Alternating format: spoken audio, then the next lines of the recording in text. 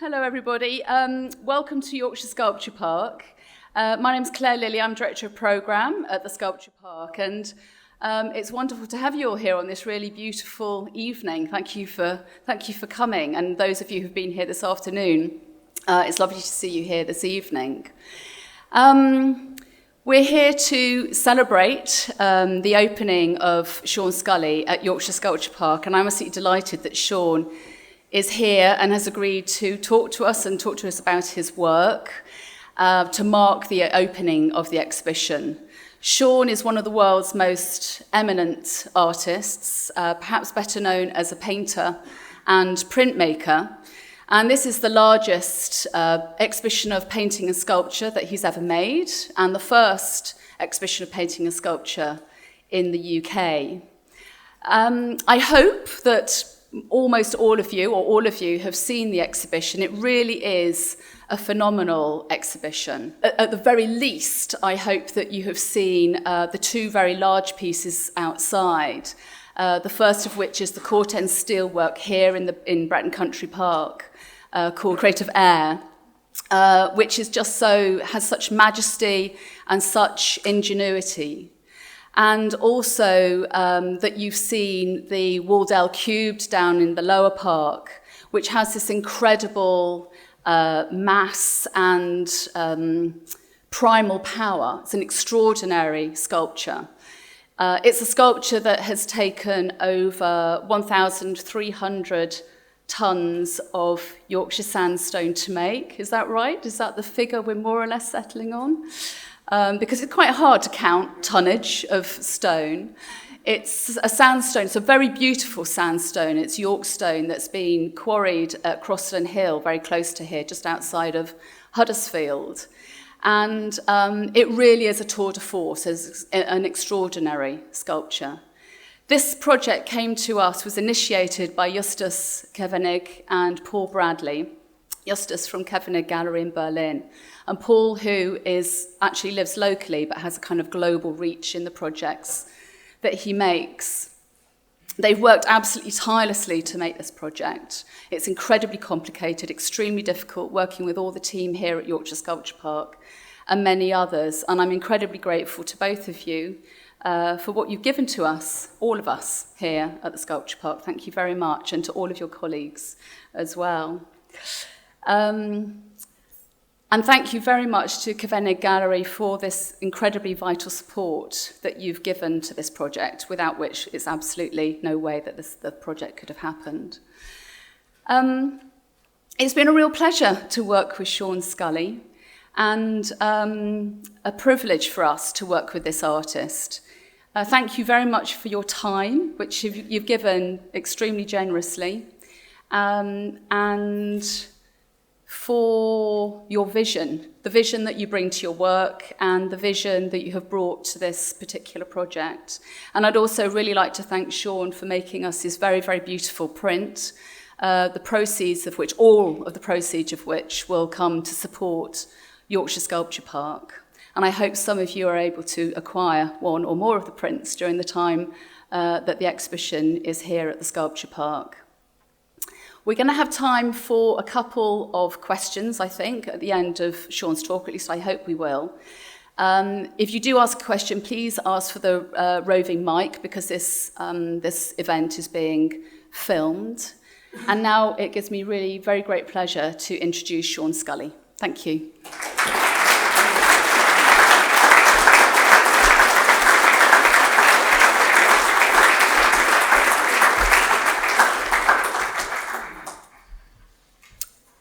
Hello. Nice to see you. I love being up here, I must say. People are so wonderful in the north. And it's not unfamiliar to me. I went to school up here. By that I mean I went to university. Because half my family is from Durham. So I passed through Yorkshire many times in my Ford Transit van, going up and down every month. So anyway, it's a great pleasure to be here. It's an absolutely wonderful place. Peter's child, thank you. for doing it. It must have been a lot of work, and wonderful to work with you, Claire.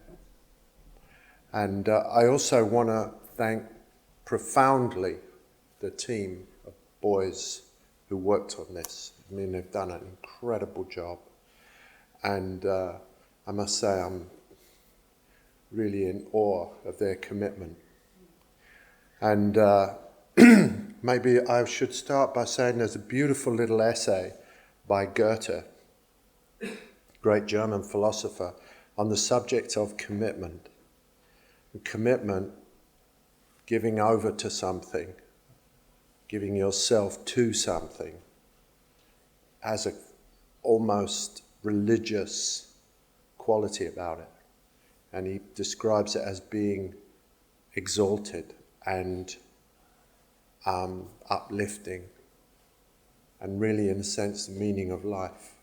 So I'm always very impressed when I see it, and you certainly can see it here, this job that these guys have done. So I want to thank you very much for this. Now we will start by showing you some images which I have not checked prior to the talk, so that it's as entertaining for me as it is for you. Well, I don't see why you should have all the fun. And that's a picture of me. The active-looking one. You know, my parents, both of them were older than me, and so that's how you can recognise them in the photo. And those are my cousins. You can see that life in those days wasn't too fancy.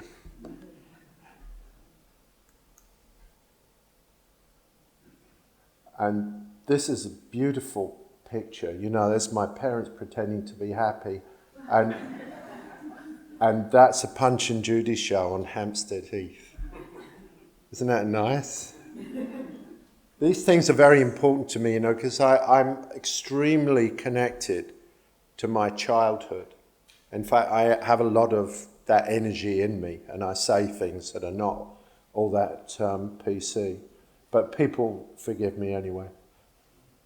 So there's a boating pond on the corner of Hampstead Heath that we used to go to from Highbury when we came to jolly old London from Ireland. There's me, you know, having a thing about Elvis Presley. This is very interesting to start with, and a surprise to me.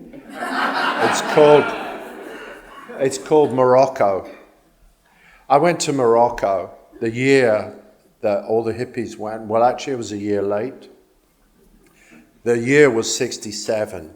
It was the year when we thought that we could bring the world together with love. I'm still trying to do that, but I'm not convinced I can anymore. But still, it's worth the fight. I went to Morocco and I was deeply impressed by all the material that was hanging down. And I've always been very interested in carpets, weaving. I did a lot of knitting. My mother taught me to knit, darn socks and all that kind of stuff when I was a boy. And I've always been very fascinated by this craft. So when I came back, I made this painting, which is an homage to Morocco. And I let the strips hang down. Unfortunately, I don't have it anymore. It's a very big painting, about 12 foot wide, and it's as if the cloth is falling like a waterfall, an imitation of a waterfall. This is a sculpture that I made also right after my visit to Morocco. And again, you know, it's an homage really to the weavers, to the wool dyers, and the way that things were hanging, the way that wool is hung over wooden bars, tree trunks, to dry in the sun. There was a lot of that there. I was there for a very long time. It had a profound effect on me, I must say. as profound as my travels through Mexico, which inspired me to make, I believe, stone sculptures. So this is all wrapped, so it's obsessively woven and wrapped, very, very, very connected to craft. And that is my exhibition at Newcastle when I graduated, 1971 or 2, I think. And these are made in Harvard.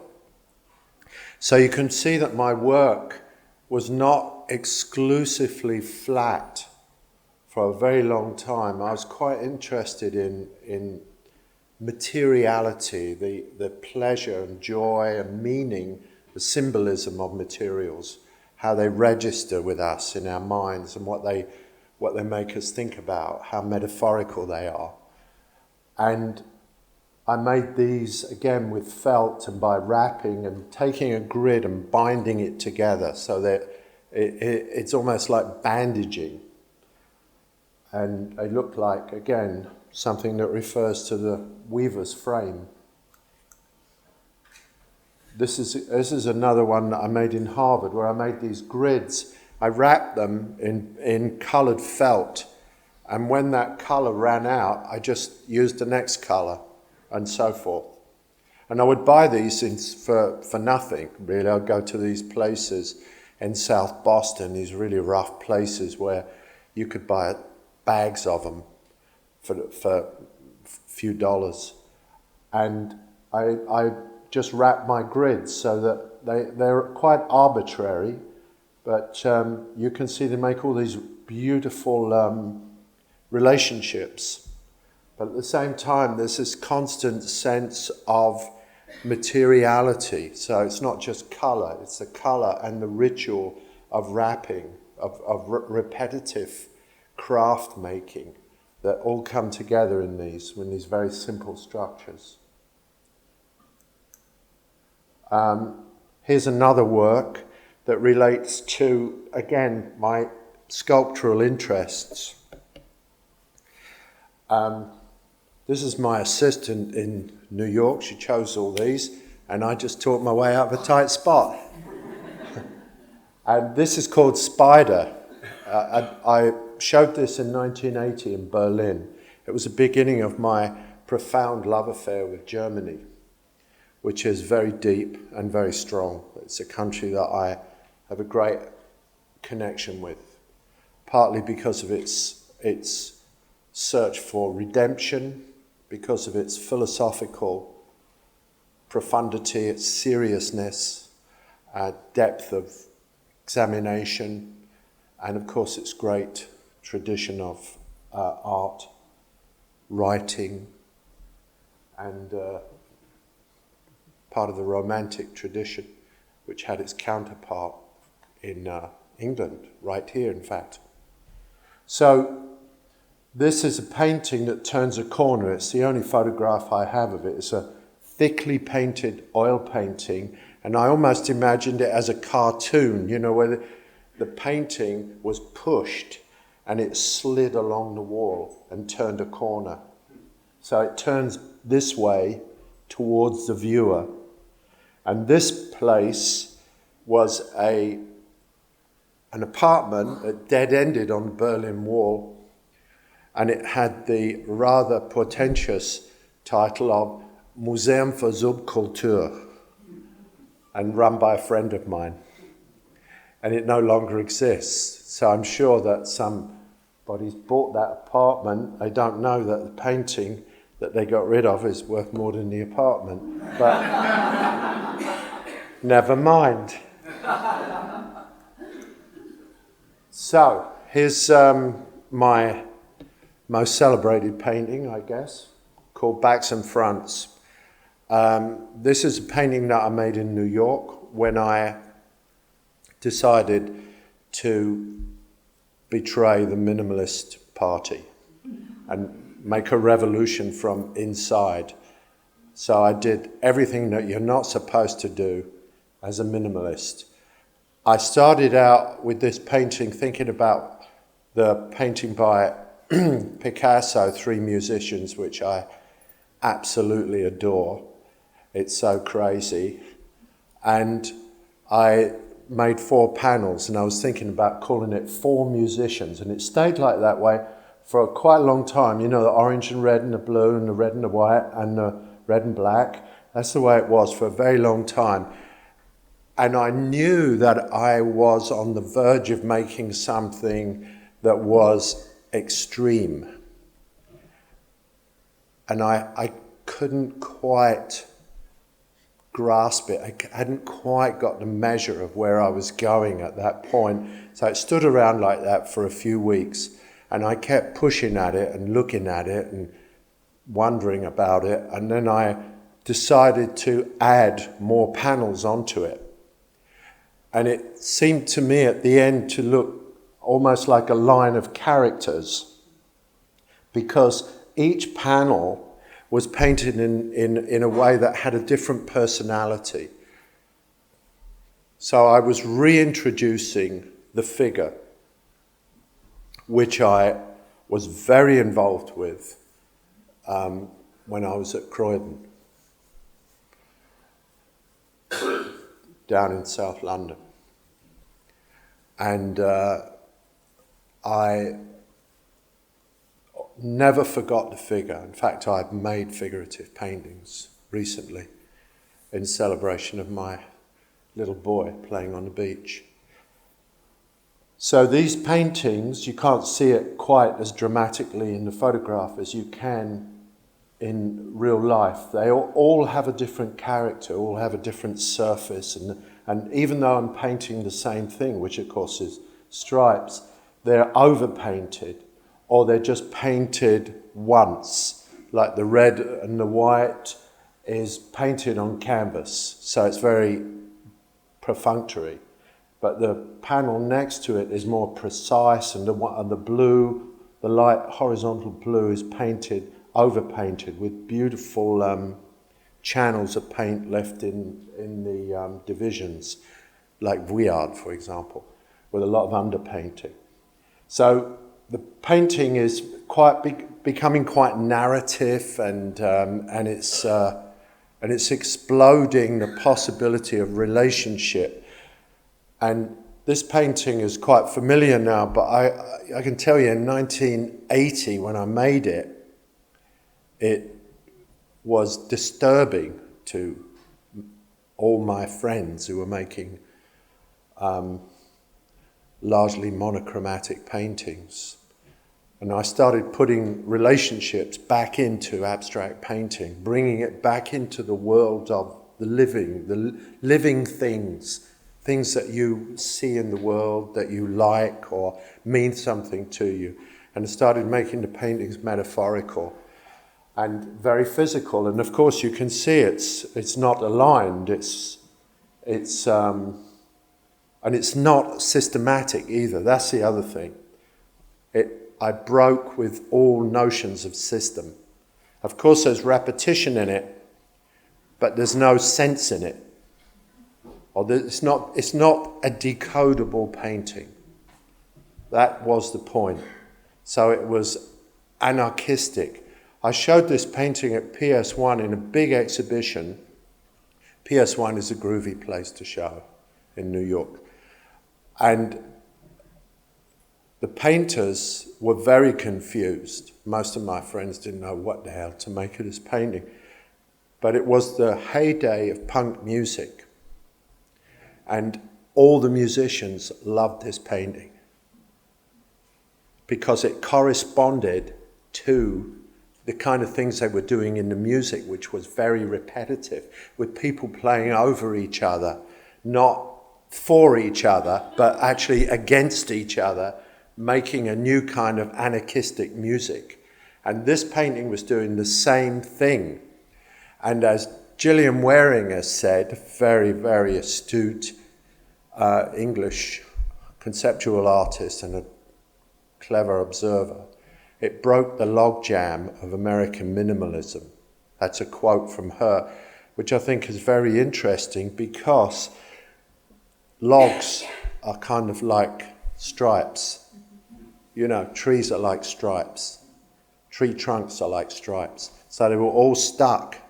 In other words, she was referring to a kind of gridlock in abstract art, which made it ready for a fall, which it took severely in New York when the Europeans arrived. So I started to think about my advantages as an artist and what I could do, what I could offer. And what I had as a New York artist was a disadvantage. The disadvantage was that I had all this European baggage. You know, I worry about things that a lot of American artists don't worry about.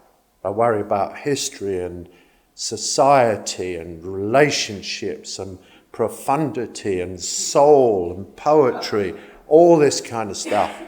And this is all baggage, you know, or as they sometimes call it, European bullshit.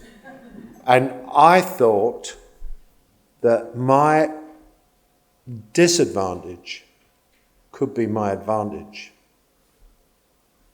So I started to make paintings that used all this European love of painting that I have and all the knowledge that I have, which is tremendous. Having studied for years firsthand post-impressionism and impressionism. This is where I started, in German expressionism. I started really with French and then German painting, and I know it very well indeed.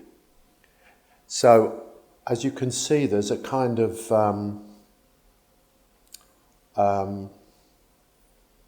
almost a kind of portraiture in that little painting. It's a simple painting, very, very humble painting, which I made on the island of Montauk. And I just will explain how I made it. I made the yellow part, which is of course overpainted over red, on one day in the morning. And the next day, I came back and painted the little inset, which is only this big, it's like a book, in the late afternoon. So I really just painted how it felt. Those defined the colours. So it's really a little landscape, or it's the feeling of a landscape, the portrait of how I felt whilst being in the countryside in a barn, in a rustic situation at the Edward Albee Foundation. And it's a tiny painting and very densely painted, so it's a return to a kind of European intimacy using American vernacular, or what had become American vernacular.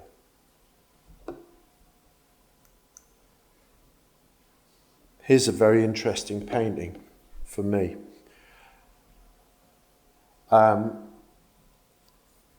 This painting combines drawing and painting, of course, and it's very sculptural. I mean, it's all these frames and stretchers at this time were made by me. And a friend of mine who runs a Fort Worth museum said she wants to show one day an exhibition with the backs of my paintings, because the backs show the intentionality of the front because of the way they're constructed. And I just made them all out of bits of wood because I didn't have much money, and I had a screw gun and glue. And you can make incredible structures like that because the screw gun will squeeze the joint together, and the glue will make it last for 1,000 years. The wood will break before the joint. So I made all these things, I knocked them up, stretched them up, and I painted colours that are related to Monet or Van Gogh's colours, but in abstract form, of course. And then on one side I just drew à la Matisse, thinking about line and the delicacy of line in relation to the body of paint, the weight of paint. So again, my work is always concerned with this sense of the materiality of things, not just the chromatic values, not just the way it looks, but what it is. It's quite philosophical in that sense.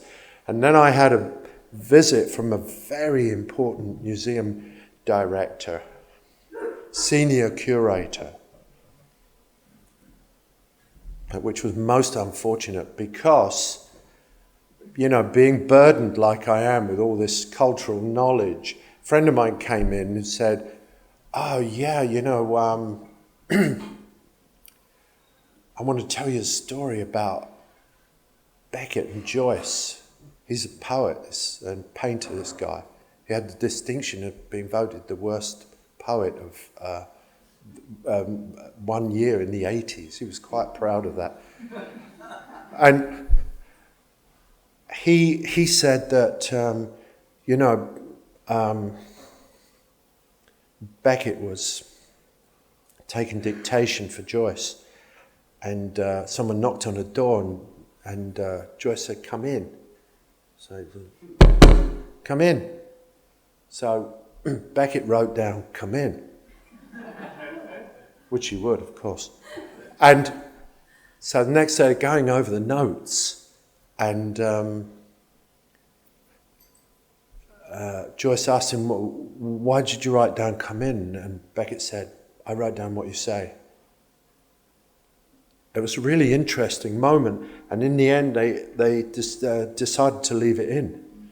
It was a gift. And so I called this painting "Come In" because I thought, well, it's a gift, because he told me this story, and it's a visitation, an annunciation almost. Like the angel that comes into a Baroque painting and guides Matthew's hand in the Caravaggio painting. And I thought that it was a gift, and it was inevitable that I had to call it "Come In." So the museum director came, and she, in formalist manner, being in New York, started to interpret the painting as a portal and as a door, and relating it to architecture.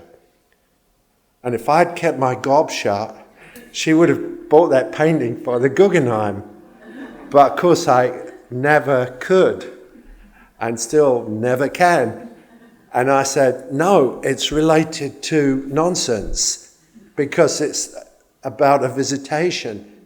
And I could see that there was a certain contempt growing in her eyes as she looked at me explain this strange process of titling a painting. This describes to me perfectly my strange relationship with New York, at least for a long time before I was accepted, which has happened recently, I guess. It only takes 40 odd years. Here's another one of my crazy paintings from the same period, and this painting is called "Falling Wrong."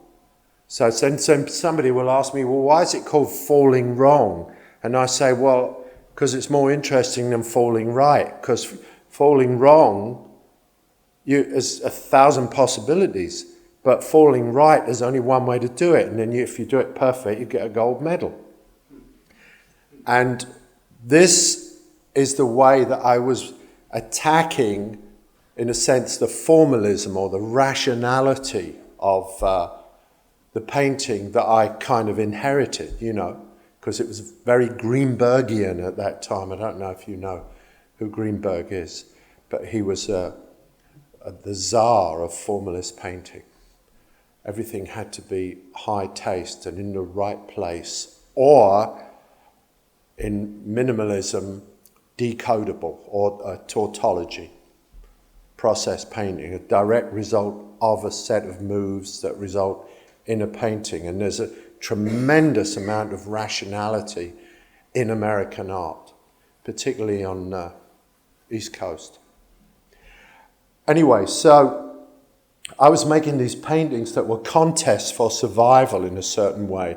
I was putting sections together that didn't quite fit and didn't quite want to be together but had to be together. So in a certain sense, I was making portraits of New York City. Then I made paintings that were a lot more classical, but still, these are all called union. So the discord temporarily went out of my work. And these are about two similar patterns that are painted differently and given different personalities. You can see there's a lot more underpainting on the left, and they don't quite fit. I used the seam in a very sculptural way to cause a slight mismatch, a misregister. It doesn't cross seamlessly. It's affected by its sculptural personality because it's two identical panels. This relates to my first monumental sculpture. And in a way, it was very easy for me to do. I made this for Limerick University. They wanted a painting. They wanted a sculpture as a kind of stamp of the university, a symbol of the universities, and it's really huge.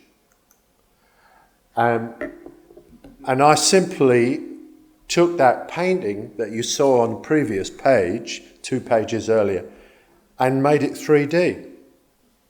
So then I made a sculpture. It was the most natural thing I could do. I didn't try and solve any sculptural problems, for my brethren sculptors. I didn't take on sculptural problems and sit and think about the condition of sculpture. I just did the most natural thing I could do. I imagined that painting 3D. And as I was joking one day with Claire, I used to when I was a kid, I used to love to go to Brighton and Margate.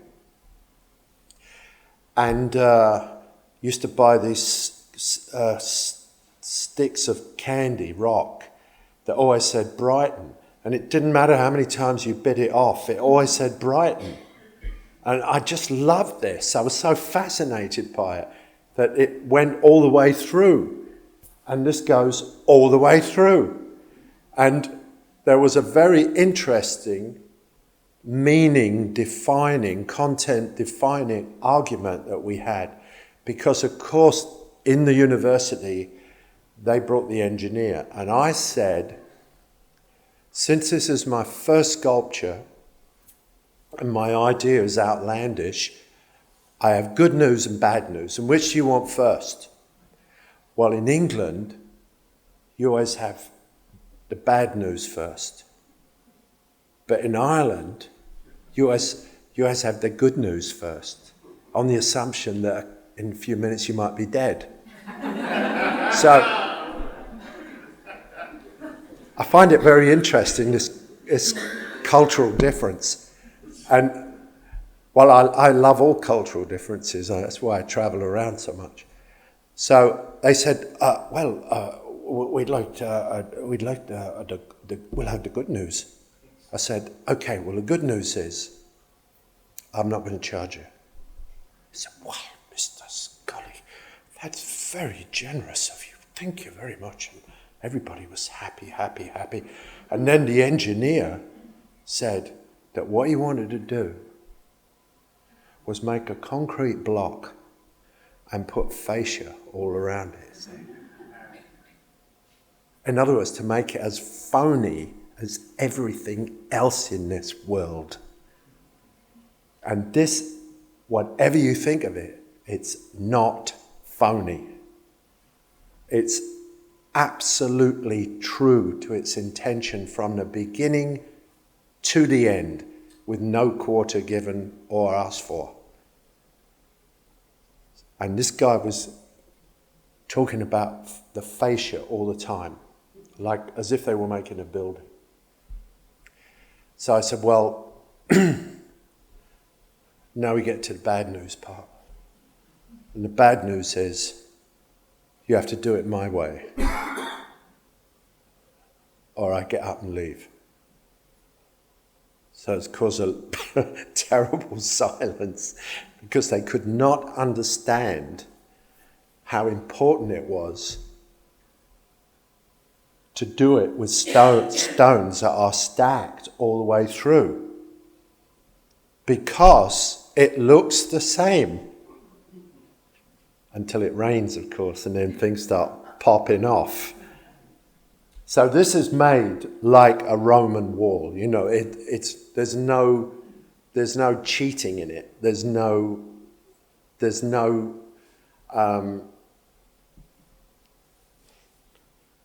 falsity. Everything is true to the concept and the material. So of course we had to import about 144 stones, and I got the black stones in China, and I got the white ones in Portugal, and I loved the idea of having a wedding of China and Portugal and leaving them in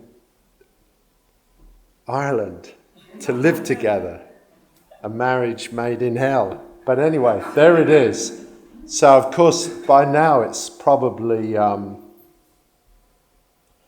covered in graffiti, who knows. I'm reluctant to go there. I don't want to see it. These are dry stone walls on the Isle of Arran. You know, well, I've been a few times. I took my class there. I took 40 German students there. It was so fantastic. We had a beautiful time. And when we arrived, it started raining, and it was blasting heat. And when we left, it started raining. And we were there for 2 weeks. It never stopped shining, the sun. But you can see how beautiful these things are, you know, and they have signatures, the way that they're made. They're made over hundreds of years, but different people have made them, and different people have put their signatures on them because of the way they stack the stones. So they're not simply utilitarian. There's always a human need for beauty.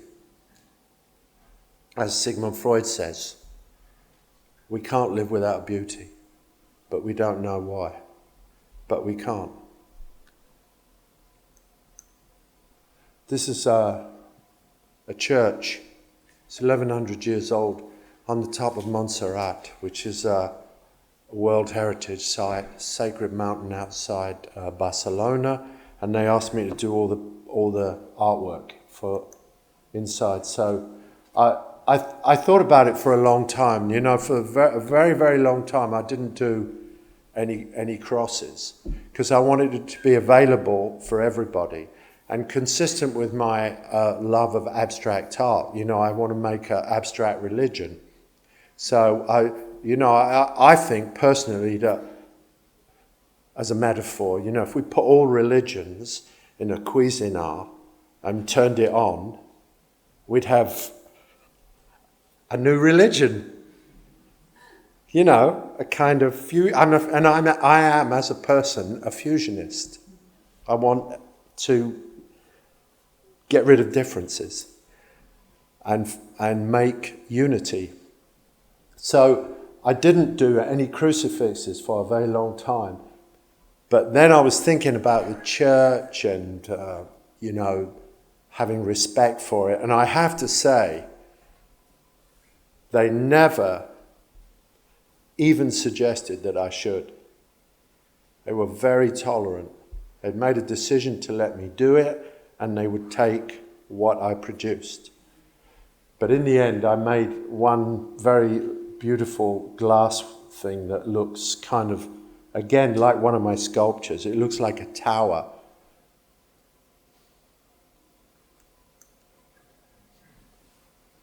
Most of the paintings are on metal, and whatever. So, so we left Santa Cecilia. You can go there if you want. It's open to the public. And it's, I don't know, it's a long way. I don't know if it's worth the trouble, but you can go there if you want. So this is what I think is a very successful sculpture. Again, this is Wall of Light cubed. So it's really a painting cubed. And the difference between my sculpture and most other sculpture that I see is I'm not attempting to articulate space at all. I'm just smashing it. I'm squeezing it. I'm going to read you something now.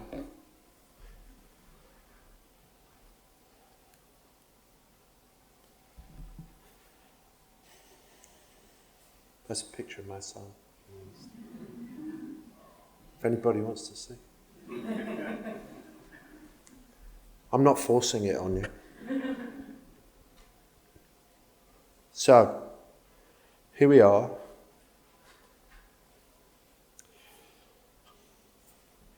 When I was in London, I was about 17. I started work when I was 15 in a print factory. So this would be when I was about 17. You know, I was always a glutton for work. I could never get enough work. And I used to work overtime, and then this guy said, you can work in this cardboard factory Saturday and Sunday and get really good money. And the work was brutal.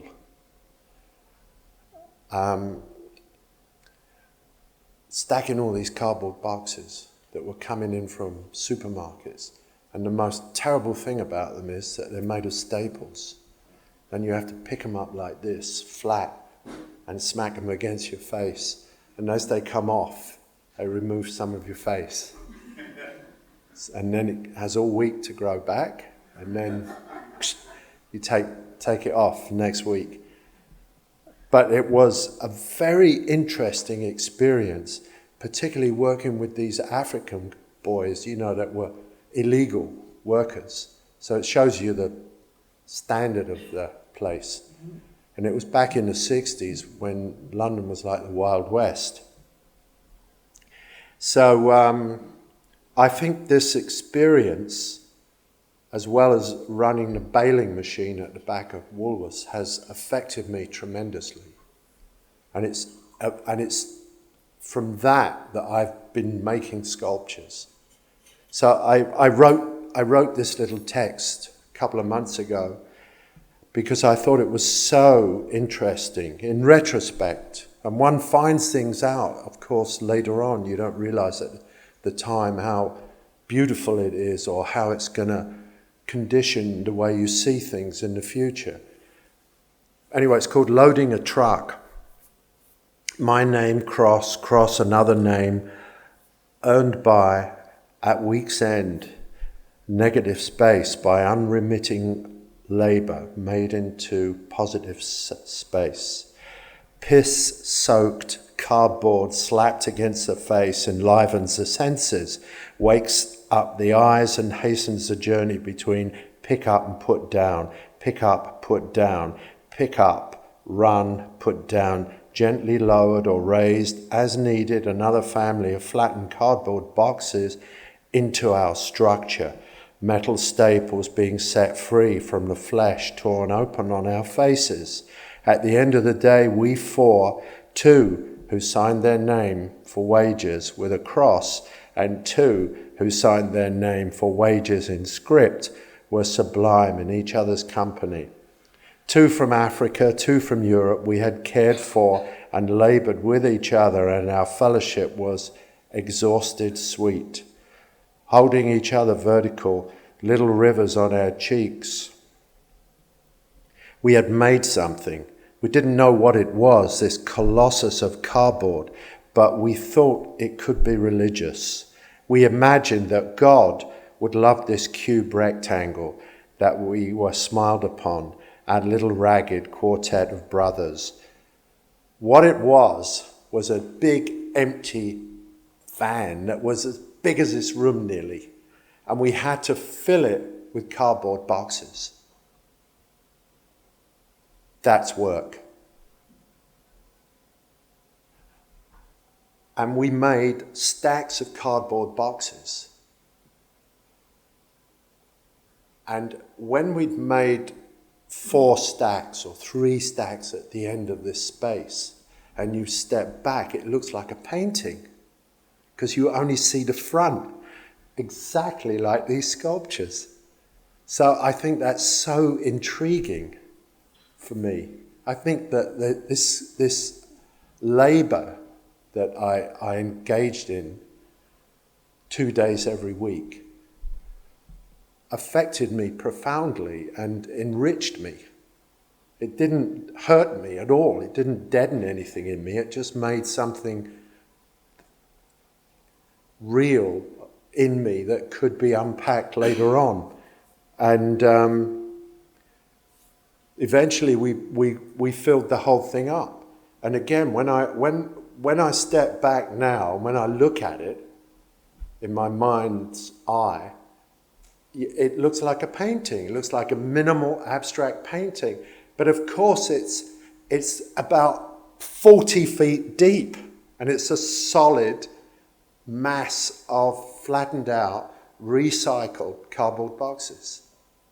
But it's incredibly beautiful. And the relationship between us, these 2 guys from Africa and us 2, was fantastic. The way we worked together, the way we laboured together every weekend. And it was a really incredible experience. And I think it's in these sculptures, the way that they're just packed. You can see it from the outside, but you can never decode it. You can never break it down. You can never make it reasonable, because it's not. I walked up to it once and I thought, I first visited it with my wife, who's got a very interesting sense of humour. It's on film and she's got these sunglasses on. She looks like a little mad movie star, and she says, "Oh, I thought it was going to be bigger." And it looks kind of domestic. And it's this thing is 20 meters, and it's I think it's 4 or 5 meters high. It is just massive. And I said, "Well, I'm sorry now, I invited you." But I also observed that if I had to explain what it was, I just thought it was kind of like Jackson Pollock, because Jackson Pollock just was obsessively adding, or Finnegan's Wake, because it's kind of logical, but it's at the same time it's mad, and I think it fascinates people. And as I was explaining the other day to Paul, they had a visit, and they had a visit from Bill Gates. And Bill Gates said, this is Chateau Lacoste, big sculpture garden. Bill Gates said that art's no use. But he was willing to go around a sculpture park. He said that the only thing that makes any difference is money and good causes, because he's giving all his money away. And you can do things with money, but art's useless, which is absolutely incorrect. But anyway, art is incredibly powerful, and it inhabits every pore of the world, and it works like ivy. You don't see it moving. Anyway, that's another argument. But he was asked at the end what piece he liked best, and he said, hands down, the Scully. And I thought that was very interesting, that thing, whatever it is, had the ability to impress somebody that doesn't like art. And because in a way it's not even kind of like art. It isn't. It's so visceral and it's so unreasonable that it almost isn't trying to be art. Here's some drawings. Now these drawings, you know, as you will see in the sculpture that's here, which actually I like even better than the one in Chateau Lacoste, which is a surprise to me because the one in Chateau Lacoste that you've just seen has the advantage of colour.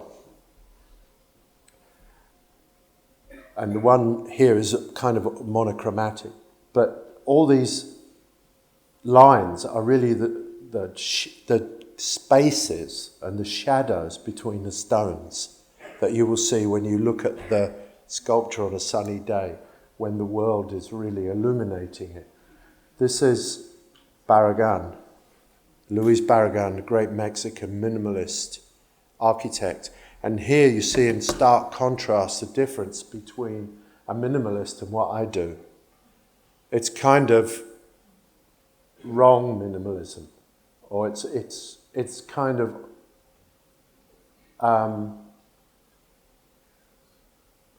complicated. It's sensual. I'm allowing all the things that he's not allowing. His is very stark. When you see it, you know it's not refined at all. I was shocked when I saw his architecture. I couldn't live there for a day. This is for America. This is for the American Embassy in London. It's a mosaic. I was asked to do it, so I did.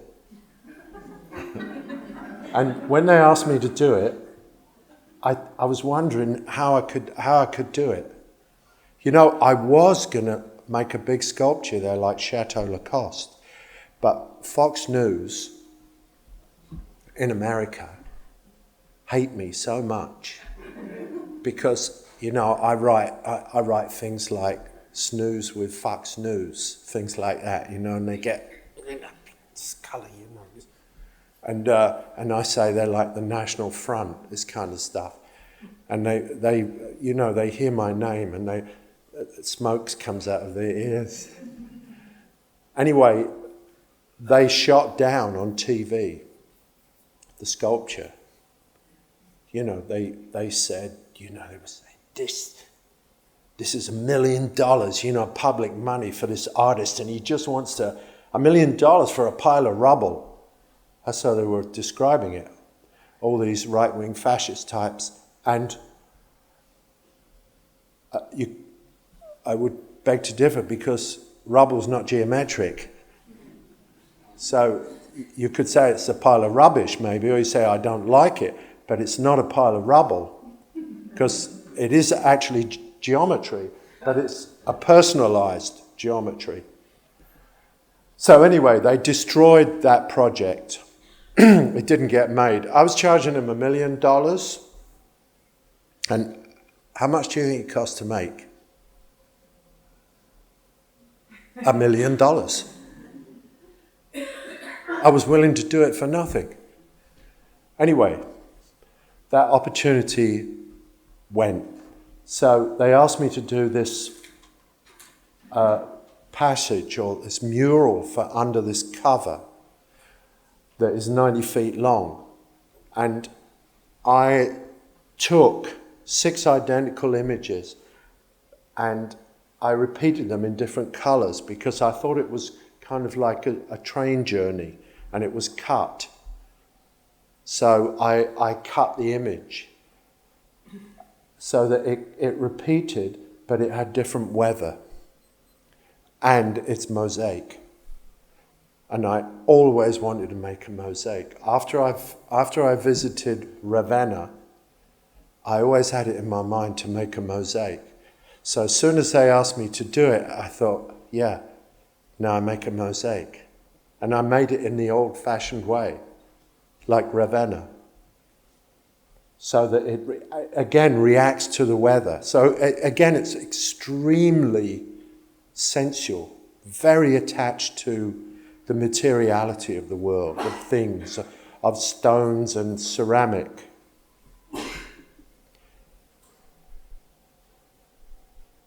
Do you want me to stop? I've been talking for an hour. Shall I carry on, or shall I? Okay. I don't mind, it's up to you. So, here it is, look at that. Isn't that absolutely fantastic? And what I love about it is that it's like a wall, but it's like a wall that's a beautiful glass carpet. And it has some quality that's not like anything else, because it again relates back to French painting, my love of French painting. It's like pointillism, but it's made of shiny stuff, and it's not fake either. You know, it's real mosaic. It's made of stones and ceramic, and it's just absolutely ravishing. And of course, all the edges are bitten because of the technique. This is the one that's here. I recognize it. I know it anywhere. Now, there's lines in between, are the lines that I draw when I make the drawings, and that animates the spaces and makes the empty part the positive part, the negative into the positive. And I love all the accidents here. I mean, I accept them all, of course. Like, I don't say, oh, this one has to have these in it. That's not the idea at all. I'm not designing it. I'm accepting that it has a great force all of its own. After all, you know, it took millions of years to make it, and I've only been here for 10 minutes. So I have great respect for the stone that I've simply relocated. That's all I've done. It's taken out of the earth from very nearby, half an hour away, and it's moved somewhere else in the same vicinity. And there's something about that I really love. And now I want to describe a little event in Chichen Itza. You know, I went to Mexico and I fell madly in love with Mexico. So I decided to learn Spanish so I could go inside Mexico, that I could go into villages, you know, and go into people's houses, which I've done, and be in the Mexico that's not the tourist Mexico, that's not available, and just drive around in an old jalopy. So I want to recount two experiences that I had in Mexico. One is at Chichen Itza. I went inside the pyramid, which is comprised of tunnels that you can stand up in. And of course, they were small people, they were Indians. And a person like me is really challenged to go through there. But I went inside it, and it feels as if the weight of the world is all around you. The power of the stone that they used is incredible. And you feel all this materiality just being precariously held in place. And if it changed its mind, you would be gone in a second. And the other one I want to talk to you about is that I want to talk to you about this little story, because this explains, in a way, the triumph of conceptual art, of which I am, of course, the arch enemy. So I set off in Mexico, and I'd forgotten my driver's license. We were driving this old Toyota, and I was with Catherine Lee, who I was married to at that time, and I'm still friends with. And she's an artist, lives in Texas. And she doesn't look anything like me. You know, well, first of all, she looks like a woman. And she's got long, dark hair. And there's a photograph of her on her driver's license. So she said, what should we do? And I said, fuck it, I don't care. I'm going to just drive around anyway. So we go to Puerto Vallarta. Puerto Vallarta is where Night of the Iguana was shot by John Huston. Fantastic film. And I'm parked. And all the police there, you know, they shake it down all the time. And I'd already paid some dude 20 for nearly breaking the light. You know, nearly breaking the light is 20. Breaking the light is 21. So this guy comes up to me and says, senor, you're parked. Well, you shouldn't be parked here. And I said, okay. So he says, you have to give me $20. And I say, you know what? I'm not giving you anything. So he says, okay, senor. You give me your driver license. And I thought, okay. So I took out Catherine Lee's driver's license and I gave it to him. And he's going like this. Trying to kind of, you know, make this thing the same as this thing when he knows they're wildly different. And he says to me, this is your driver license? I said, yeah. And he's looking at it again, and he says, your name Lee Catherine.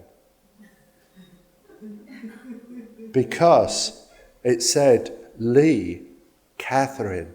So then he thought my family name, because he's trying to make himself believe that this picture is me. So any fool would know that it's not me. But because I said it is me, he's forcing what he knows to be untrue. This is a triumph of conceptual art, you see. You say, this is like Michael Craig Martin, you know. He had a glass of water and he said, that's an oak tree. It's a glass of water, but he says it's an oak tree. Playing around with language and meaning, of course. And I said, yeah. And I said everything with such certainty that in the end, he believed that that picture of this lovely woman with long black hair was me. When he's standing right next to me. He's denying what he could see with his own eyes because the language and my certainty overwhelmed his own sense. And he wrote me a ticket. And I thought, okay, fine. And the next day, out of curiosity, I went and paid it. It was 67 cents. Parking ticket in Puerto Vallarta.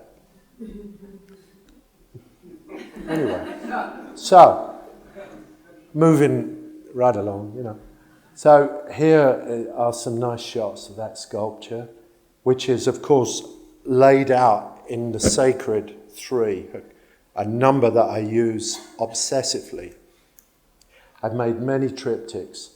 Here, by the way, the title of all these, is taken from Seamus Heaney, who wrote a sentence in Bogland that really moved me to tears. I thought it was so beautiful and very simple too, very ordinary, which some of the most beautiful things are because they're right under our feet. He said, I saw an astounding crate that was full of air.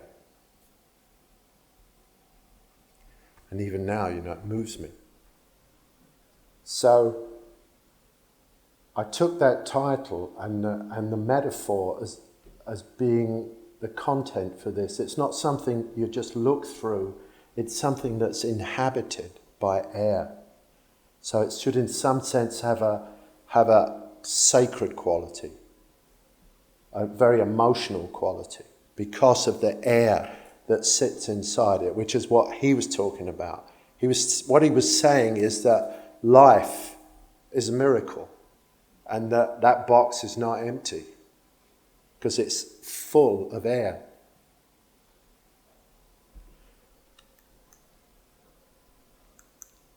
This is China, by the way. This is how I got onto the idea to empty out the boxes.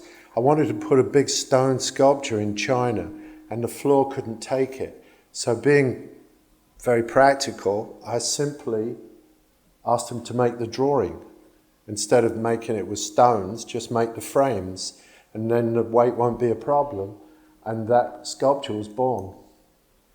This is really interesting. This is what you've got to do here. Billy Martin. Well, it doesn't have to be Billy Martin. But this guy, Billy Martin, is an experimental musician. You know, like Philip Glass, Steve Reich, one of these people.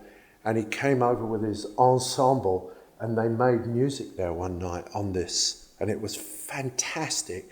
They're all playing rhythms with canes, which of course relates to the Backson France painting, because it's all firing at the same time but doing something different, which has a relationship with punk music, of course, and jazz. Blue Note, jazz. It's an homage to Miles Davis, Blue Note. Well, that's a nice coincidence. So anyway, I'm fed up now, so I'm going to... So that's that.